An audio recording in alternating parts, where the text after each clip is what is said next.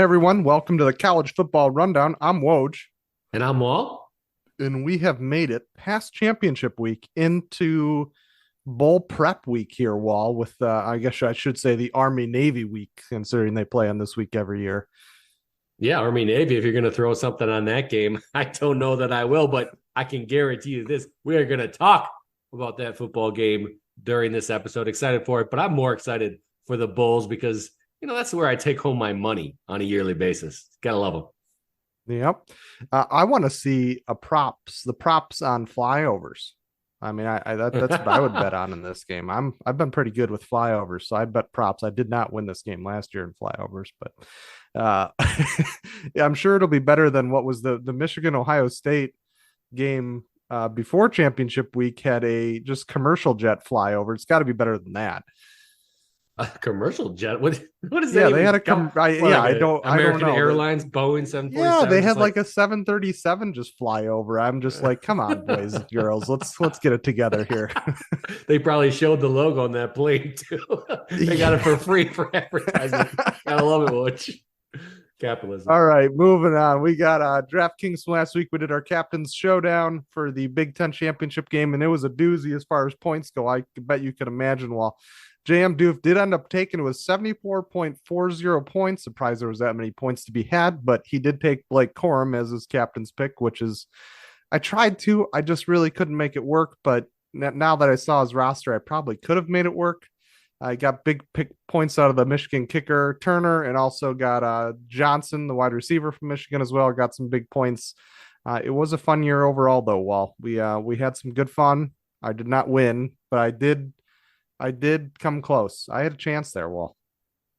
I love it, Woj. I love it. I'll tell you who didn't have a chance in the showdown though. That was me. I mean, I bet with the heart a little bit there, Woj, taking all Iowa players. Well, except for one, it made me take somebody on Michigan. I guess that was You the had rules. McCarthy as your captain's pick. And that was a fat finger mistake. I meant to put Corum in there, and he would have been my captain. That's who I meant to choose after it made me pick someone, but I don't think it would have mattered anyway because I had all Iowa players, which I don't think it panned out well for me.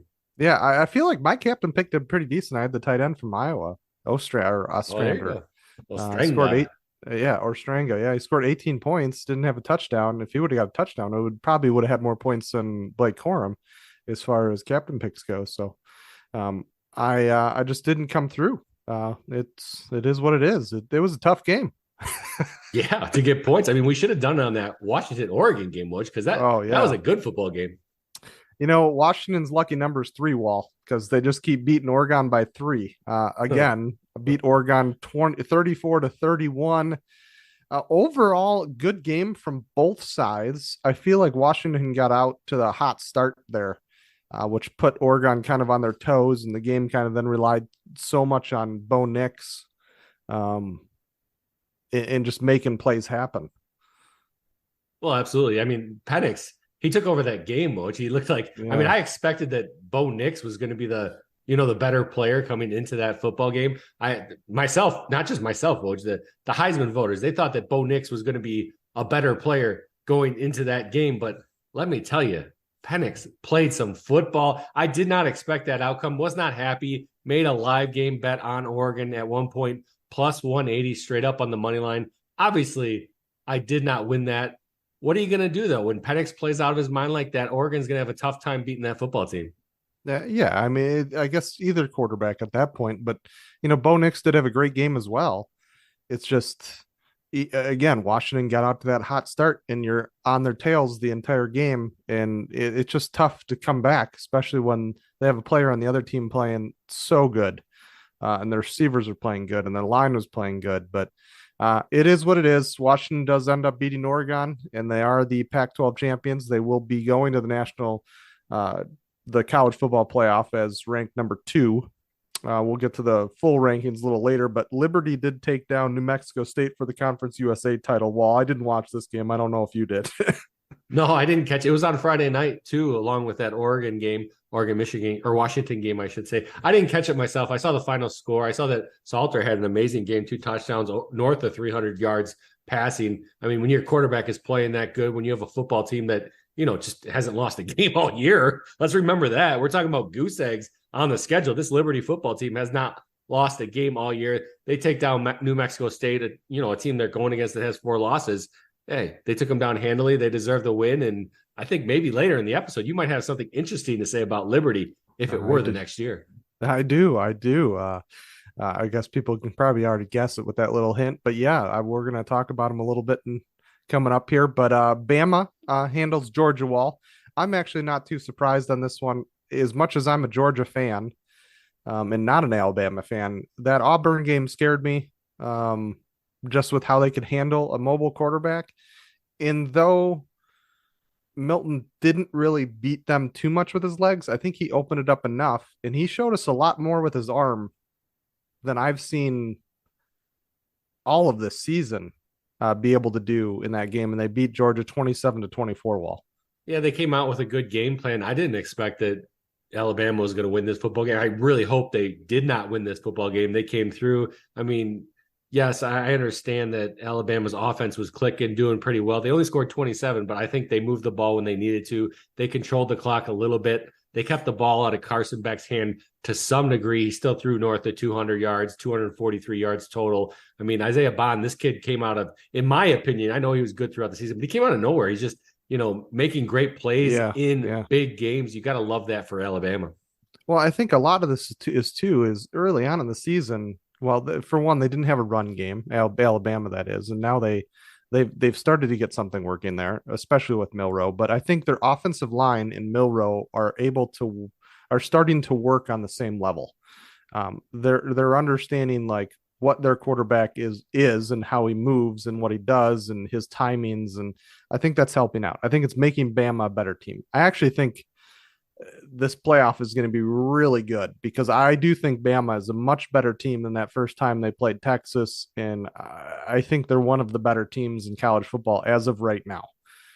Just with the talent level they have, and now that everybody's clicking and understanding how everybody works, I think this is going to be, I don't want to say it. This could be Alabama's year. I'm not lying. I think they're just that good. It really comes down to those penalties, like we've talked about for the last couple of years with Alabama, who typically has always been a very sound team as far as penalties. They just can't commit those penalties that they keep committing on the line. When I think they're starting to fix that coming down the stretch here. Well, I mean, you're 100% right. I don't think a championship team should be committing that many penalties year in and year out. I mean, these are premier players, and you're just losing yards constantly. I disagree with you a little bit. Yes, maybe Bama does win the national championship, but you got to remember this is a team that they got it was kind of a Hail Mary to beat Auburn. They lucked out in that football game. They didn't look real good against Arkansas, a football team that's, mediocre at best. Texas A&M, they didn't even beat them by a touchdown. So, and that's the end of the year, Woj. Those are the only games I'm talking about second half of the year. So I just question this football team. I don't know. I mean, it's going to be a good game against Michigan, so I'm excited for that. Yeah, it will be. And then on to Michigan. Iowa lays the goose egg against Michigan 26-20. Held them really tough in the first half there. A couple we actually had a special teams mishap, and for Iowa that doesn't happen very often, Wall. Or it would have been a lot tighter there going into halftime, but we just couldn't move the ball. Typical Iowa story. It's been like that all season, and hopefully in the coming years that changes. I think they're going to need change. Yeah, I mean, we shall see. We played a good football game. That special teams mishap that really hurt us. You can't turn the ball over. We turned the ball over on offense a couple times. One of them, yes, I get it. It was highly questionable and likely the wrong call, but still, you can't put yourself in a position for the officials to make a wrong call, on your own 5 or 10 yard line. Iowa needs to pick it up. We played a good football team. We should have been real close in that game, and we should have had an opportunity to beat them. I believe our team did play better than the score showed. I would agree with that. I think especially the defense played better. Again, we had the turnover, which would have put more points on the board for us. And then you have that special teams mishap, which is not fun at all to watch somebody run back a punt. But it is what it is. Iowa did lose. Michigan goes on. They become the number 1 ranked team in the nation. Which is interesting. We'll get more to the rankings in a little bit, but Texas puts down a Texas whooping on Oklahoma State, Wall 49-21, trying to make a statement to the committee saying, hey, get us in there. And I think they did that. Well, and who would have expected that this outcome came to fruition. Was anybody talking about, their mentality going into this game? I will say, Yeah. listen to the rundown last week. We went over this. Texas, Yep. they had to make a statement before that game. People are saying, myself included, this is a long shot team to make the playoffs. Well, as soon as they played Oklahoma State and the score went final, they were no longer a long shot team. They were one of the front runners. Alabama took down Georgia. I mean, at that point, they were kind of a lock. Alabama was the only question mark. So, yes, Texas took down Oklahoma State. The score was 49-21, which you mentioned. Texas really won that football game even more handily than that score shows, which they took them to town. They took them to town. Especially in the first half when, hey, everybody's in there and going to town. I think they had everybody play the whole game, but their defense was clicking. Their offense was just firing on all cylinders. It looked like a great football team. So we'll have to see them versus some defenses that are going to be a little tougher. They've already handled Alabama this season. So it'll be an interesting game against a Washington team, which likes to do the same thing. But can they go? Well, we'll get to those games more later on in the season here in a couple more episodes when we take over the Bulls. But can Texas go toe to toe with a Washington State team on offense, Wall, or just forget about defense? Do the old Pac-12 or Big 12? Oh, Washington State, they could crush them. Which they're playing Washington, obviously, and yes, I think they still can even against that Washington football team. You're talking about Texas. I mean, I know you said Alabama you think is the best. I don't want to put words in your mouth, but from what you were saying, it seems like you might think they're the best team in the nation right now. I think Texas, and I'm a big Michigan guy, it's Michigan and Texas real close there, but I think Texas might be the best team in the nation right now. So yes, absolutely. I think they can hang with the Huskies team. Yeah, I don't disagree with you there either. I think Texas and Alabama both have plays into that number one spot. I think Texas is a really good team, especially when everybody's healthy. They're a really good, well-rounded team. They have weapons at the wide receiver spot. They have a really good weapon at quarterback. They have a good weapon at running back. Their defense has been playing much better over the last couple seasons that we've seen. So I think Sarkisian's got the mix there, and I think he's got it right. And I think Texas is going to be a contender for years to come here with that program he's building over there, Wall. Hey, who would have thought this football team would be in the playoffs, Woj? This Texas football team that no one gave credit to, Woj. Who at the beginning of the year would have thought they'd be in the playoffs? I think that was a Wall or the rundown. Yes, sir. Yes, sir. All right, last one. This is kind of worth talking about. Tulane does end up losing to SMU in the AAC championship 26-14. And this would have had implications in 2024 with the 12-team playoff, but SMU takes them down, Wall. That was a surprising game to me. I didn't get to watch a lot of it. I was real focused. It was at the same time as the Texas game, which obviously, I was watching my boys there. But I mean, Tulane did not look that great in the first half, really. I know they scored one touchdown in the first half. They looked like maybe in the second half and the third quarter they were going to come back. But then SMU, the Mustangs, they just basically stomped him. Pratt, I mean, come on now, Pratt. You got to get something going. The man's been, how many years has he been there? 12 years now, Remember who was the quarterback from Penn State who was there for a decade? Oh, he just left. His name's escaping my mind. Well, yeah, but I mean, it's just like one of those situations. Like, man, he's still playing. You're still picking him on fantasy. Like, holy crap. Let's move on now, boys. I know. The reason I remember is because you used to always pick him for the past 12 years. You've been picking him on your fantasy team because he scores points. I know. My wife the other day was watching some football with me, and they said 6-year senior on the announcers. I can't remember which game it was. I'm assuming it was the Iowa Michigan game. Somebody was a 6-year senior, and they were talking about him. It's probably Gus Johnson. And really, that 6-year senior or something. Something loud enough so that she can really pay attention to it. And she's like, what do you mean a 6-year senior? And I had to try to explain it to her. And I was even having a hard time with all these different rules of keeping them here and grad transfers and being able to play in red shirts. And I mean, these kids can stay in college forever now. They can, that red shirt. And then we got the COVID year for a lot of these kids. COVID year, grad transfers. Everybody's eligible to play whenever. Yeah. By the way, it was Sean Clifford. His name just Sean Clifford. Yes. Gosh, he was in college forever. Sure was him and Shipley Jr. from Texas, wide receiver. They're 12-year players. Yes. That covers last week's games, the championship week, Wall. So we got one game this weekend. I don't know much about either team, even though typically an Army and a Navy have pretty good defenses. Army obviously being an independent, and I think Navy is from. Are they from Conference USA, Wall? It's slipping my mind.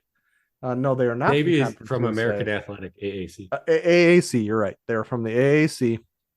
Both teams defensively, as far as like fantasy points go, haven't been that impressive. Both teams giving up 20 plus points a game. But got a little trivia for you here, Wall. And I know you can see this, but I'll just let it sink in a little bit to our rundown fans before I give the answer. Army or Navy beat Army 50 years ago by how many points? And I'll just no one's going to know that answer, but I'll just let it sink in for a little bit as you go over the numbers. Well, in this game, Navy +3, Woj. They're not expected to win by any amount of points, especially that big ass number you're about to give us. I bet on the money line, you want to take Navy +130. They are the dog. Army -142, best line over there on DraftKings. I'm looking at sports betting intel. Hey, you want a weird total? It's not weird to us. It's not foreign to us. We're used to this, Mr. Woj, but we got a total over under of 27.5. Whoa. Offensive powerhouses over there. The more exciting thing about this game is who does the flyover. Last year we had Army and Navy both supply a flyover, one with the two Blackhawks, one Blackhawk, two Apaches, and then one of the carrier helicopters. And then we had Navy fly over with some jets. Obviously, the helicopters of the Army. So I don't know if we're going to get the B-21 that I hoped, which was the new stealth bomber that we have going in production, which is doing test flights right now. So I was hoping to get that, but considering that's Air Force, Wall, I don't think we're going to see it. We'll probably see some version of Army or Navy or something going on here. I really hope it's not the what do you call those guys? The Fighting Falcons or whatnot. Those guys that really do the F-16 jets really well and do a bunch of air shows. Blue Angels, which is Navy. So we'll see who it is this year, but I always like to look at those flyovers. I think they're cool, especially if you're at the stadium. If you've ever been there, when there is one, they're pretty sweet. But 50 years ago, Wall, 50 years ago, Navy beat Army 51-0. That's a big old score, especially for 50 years ago. Yeah, I know. They didn't play football like they play today. So the 50th anniversary of that day, which is the biggest margin in this game's history, we will see. But it's a great game, especially for America. I'll go America. But especially for America, it's always a good game. They always do a really good halftime show with veterans and things like that. So really looking forward to just, getting to watch a little bit of football this weekend, even obviously if it's not going to be a lot of scoring. I know Story won't be happy about that one, but maybe he can bet the over on the 20 something and hope people score. But moving on, Wall, we do have the top four teams that are going to be in the playoff. That's Michigan, Washington, Texas, and Alabama. What are your thoughts? Because my thoughts is I think as much as it sucks to Florida State, as much as it sucks to their fans, there is a stipulation in there that says if your team has lost people due to injury and essentially doesn't look like the same team, they are stipulated to lose rank and not make it. And again, they did go undefeated. They did beat Louisville, and they beat Louisville in a way I thought they would, which is a lot of running the football, controlling the clock. It was a low-scoring game, 16-6. But I don't know. Did you put them in, Wall? I mean, the answer is that they didn't get put in, so it's clear now. In my opinion, what should have happened, I guess the thing about it is the problem I have with the whole thing is the NCAA is not clear on what the exact guidelines are, what the exact methodology is, not even exact, goal is. They don't even, I mean, it really doesn't spell out anywhere what the goal is. And this is the problem I have. If you're putting in the four best teams in the nation, as in the best talented teams right now, they could beat anybody, comparatively.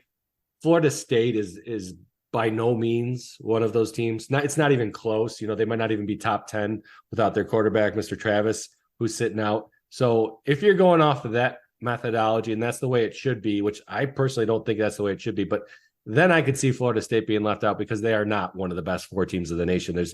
It's hard to even subjectively say they are. I understand they're undefeated, but this is the problem I have with it, Woj. As far as teams that are most deserved to be in the playoffs, they are absolutely one of the top four most deserved teams to be in the playoffs. I mean, they beat a LSU team at the beginning of the season. You got to remember, we're talking about a team that played LSU, one of the top teams in the SEC. An Alabama team gets in there. They're the top team in the SEC. LSU is not far behind them. LSU played a good football game against them. As far as deservedness, I mean, Florida State should be in there. And I think that's the way it should be, because what other sport do you see where, an undefeated team gets left out? It doesn't matter what your team's like right now. It's how much you deserve to be given a shot to win that championship. Yeah. And, a lot of people aren't talking about this, or at least I haven't seen. I'm sure there are a lot of people as far as Georgia fans go, but hey, Georgia's ranked sixth in the nation. They went from first in the nation to sixth in the nation. This week, they dropped the most slots out of anybody in 5. So where does the love come in for Georgia, who is a team who essentially has been undefeated for 2 seasons, right? Well, they've won back-to-back college championships, and I know that'll take in previous years into account there, but and there were times that Georgia did look susceptible, but they still were undefeated in regular season play, and they did lose the SEC championship. It is in their own hands there. I get that, but I mean, a lot of people aren't talking about Georgia and why they aren't in there. But I really like that Texas got in, and I think the deal is there. Hey, if Texas gets in, Alabama's got to get in, considering they won. And the only way to get Texas in there above that is to put Alabama in. So you have to put both, or else there'd be a real shit show. I disagree with that 100%, Woj. I think if you put Alabama in, then absolutely you have to put Texas in. But the other way that's what I'm saying. Yeah, that's what I'm saying. I think the other way around, you're right. I worded that wrong. I think if you put Alabama in, you have to put Texas in. That's guaranteed. And the only way to do that is to take Georgia completely out and Florida State to completely out. So again, only 4 teams. It is what it is.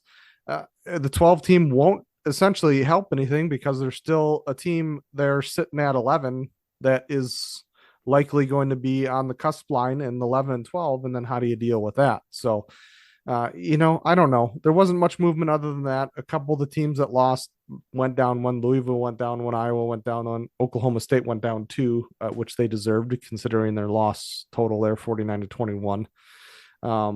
SMU moved up to 24, right behind Liberty, which is number 23. And the big deal with that is I got a little preview for you. You ready for this? I'm ready. I'm bored ready.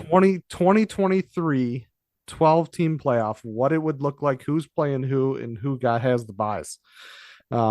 Liberty is in, being as they are the highest ranked non-Power 5 conference winner, beating SMU by 1 rank, 23 and 24.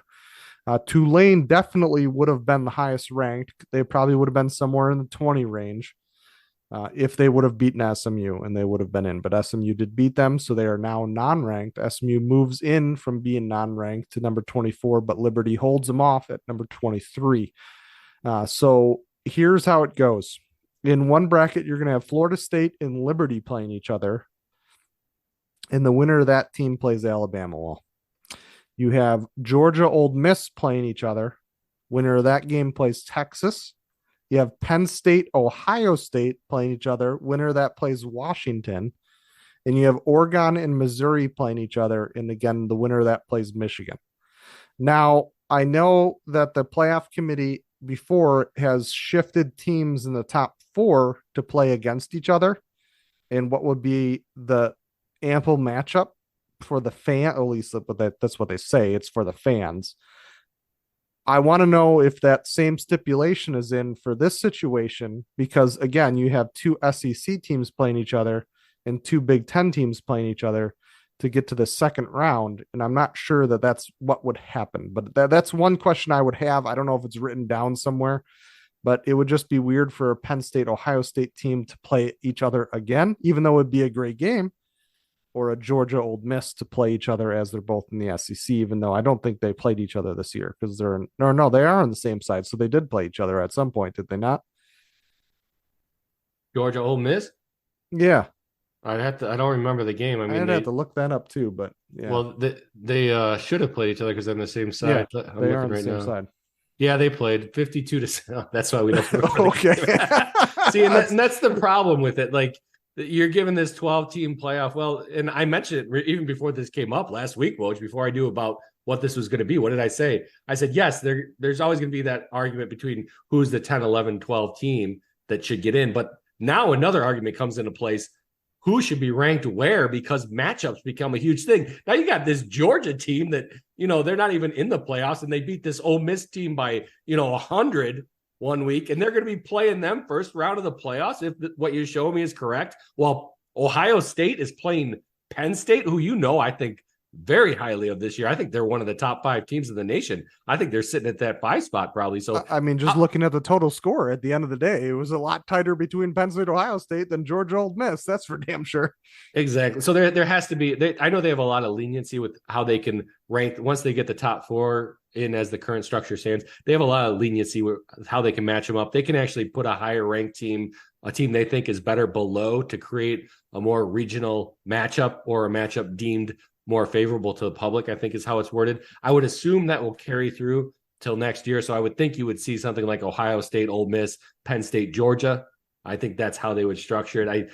Again, you are more familiar with this 12-team playoff than I am, because to be honest with you, I haven't spent a lot of time looking into it. I know how the NCAA is. They shoot from the hip. So this could all change tomorrow, Yeah, it's possible. I do like the idea of it. I do like to see a little bit more competitive football. In the postseason, I get bowls are there, but there's also guys that opt out. A lot of people in these games would not opt out. You keep it a little bit more fresh, I guess, is one of the words to say. But I think 12 teams is far enough. I don't want it to turn into an NCAA basketball tournament. We had 64 teams. We don't even do a regular season. We just do a bracket at the start of the season. But it'll be interesting. I'm excited to see this. I'm excited to see how it pans out. I'm waiting to see if Notre Dame joins a conference, because again, one of the stipulations is if you are a conference winner, you get in the top Power 5, no matter what your rank is. Likely you'd be in the top 11 at that point anyways. So I don't know. We'll see what happens there. Notre Dame just renewed their contract with NBC. Okay, so likely not going to happen. Yes, likely staying independent and trying to make some money there. So for a Notre Dame in this situation, they would have to be an at-large pick, because they don't distribute that highest ranked non-Power 5 to non-conference champions. So you have to be a conference championship and a champion in a non-Power 5. And being an independent, unless independents somehow make a conference of their own, and Notre Dame's playing against Army to win the championship, then I don't know. It's a tougher road for Notre Dame at that point. So we'll see what happens there. But while we're gonna do some bowl previews like we did last season, let's talk to me about that one. I'm excited. I mean, the Rundown Nation, you guys love your bowl previews, so we're going to get them again for you this year. What we'll do the same thing we've done the past couple of years. We'll split it into 2 episodes. The first episode, we're going to go through the first half of the games through the 27th, all the bowl games, every single one. You want to hear about your team, we're going to talk about them. You might not like what we have to say, but then the second episode, we're going to catch the games after the 27th, December 28th, and on up until, those big New Year's Day games. Real happy about those this year, Woj. We're going to do it in 2 episodes. We're going to cover every single bowl game. We're going to get you ready for the bowl season so you know what side to put that money on. It's a beautiful time of year, Wall. There's like football on Tuesdays and Mondays Oof. and Christmas and It every is day of the Christmas. week. It's great. It's a beautiful time of year, even if the games aren't that good. You get to watch some college football. It doesn't have to be the pros every day. So, looking forward to making some bets. Looking forward to winning some bets. Follow over at SBI. Those guys do really good. I was going to say SHIT, but those guys do a really good job of getting you all the information you need to be informed and ready to make a good bet on some of these bowl games. We will try to keep you informed. I know I always try to do a big, huge snippet every year in these previews as far as who's sitting, who's playing, who's injured, who's not, because that makes a big deal, especially when it comes down to the point spreads. And I think it's so hard for the Vegas guys to kind of pick these games. That's why you see a large variance because they're coming conference to conference, and a lot of these guys are sitting. So you can really make some money in the bowl games if you pay attention to some of these teams. Hopefully, we'll keep you informed enough to make some money. Well, Oh yeah, we're gonna do that for sure, Woj. I can promise you that. And one thing I'm looking at this picture you got of this 12 team play, and just the controversy that's gonna come from it is just so great. We got in this thing you have, Woj. I'm looking at this picture. I wish I could show it to the Rundown Nation somehow. I can't, but you're showing Florida the way it stands right now. It would be Florida State versus Liberty in the first playoff game. yes. While you have Georgia playing Ole Miss, you have Penn State playing Ohio State, Oregon playing Missouri. You're gonna have Florida State. Yes. Like what kind of crap I don't. is that? I don't see again. So there's a reason they're the Oh my non-power fives, God. right? Well, like there's a reason Liberty, Tulane, SMU. I mean, while we saw who was it? Air Force was in the top 25 at one point this season. Were they not? They would have been a Mountain West champion, possibly. In getting into the playoff. I don't want to see that game. Yeah. As much as I have respect for Liberty and what they've done this year, I don't want to watch Liberty play anybody in the top 10 because it's not going to be a good game. I'm sorry. It's a different level of player. It's maybe they come out and pull an Appalachian State, right? But do we really want to see that in the college football playoff? Because they're not one of the best 12 teams in the nation. And that's what I would like to see, one of the best 12 teams in the nation. So I wish they would get rid of the non-power 5 rule. It doesn't make sense to me. I guess it gives them a little bit more I don't know what it gives them, but it basically says here's your free ticket in, go get embarrassed and stop crying, like type thing. You know what I mean? Like, I don't know. I don't like it either. Wall. I wish, it would be a better playoff if number 12 got in, say Oklahoma. Because you have Ole Miss at 11. Say Oklahoma got in over Liberty. Okay, Oklahoma, Florida State. I'll take that game. Yeah, I'll take it too. I mean, over Liberty, anyways. I'm just saying, Florida State now they just get whether they deserve to be in there or not. Now they're getting a bye essentially in this new format. I don't know. They're not one of the top teams. One of the top teams I will say though is our Iowa Hawkeyes women's basketball. Would you might not be watching the game? Yes, I am. Miss are. Caitlin Clark just takes down Iowa State. Those ugly people from Iowa State, 67 to 58. Caitlin Clark reaches 3,000. Woj, fantastic day to be a Hawkeye. It is a fantastic day. Well, from the college football rundown, I am Woj. I'm Walt. And we will be back with you next Thursday with the first preview of the Bulls. Love it, Woj. Can't wait. Rundown Nation, thanks for listening to our episode. You can catch all of our podcasts and information on www.collegefootballrundown.com. We have upcoming games. We have SBI information on there. They're a big partner sponsor with us. If you want to sign up to their website, please use code rundown when you do that. It helps us out. It helps them out as well. But so much good information on that website. So please check them out. Please check our website out.